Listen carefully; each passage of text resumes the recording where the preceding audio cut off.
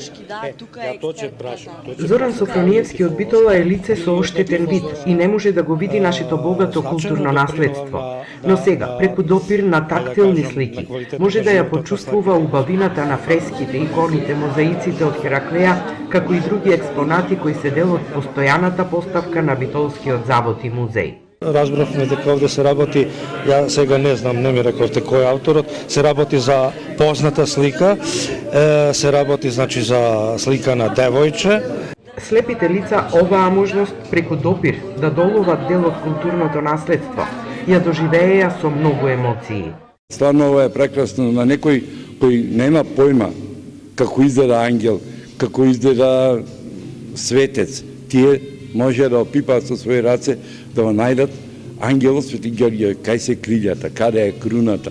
За ним беше радост, како на некој мало дете кој ќе му дадеш некој подарок, тие така се осеќа радосни. Проектот е на Битолскиот завод и музеј, откаде велат дека работат на инклузивни процеси за културното наследство да се доближи до лицата со попреченост.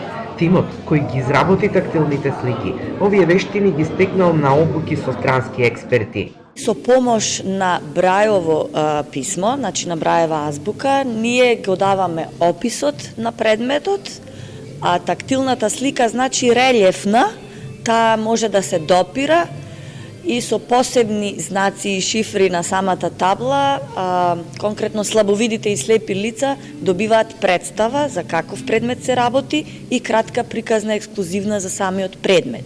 Покрај тактилните представи за Хераклеја и изложбата на тактилни слики од експонати и објекти, во следните месеци ќе се реализира и проектот за презентација на предмети со знаковен јазик во 3D модел со аудио и видео поддршка, кој ќе биде наменет за лица со различни попречености.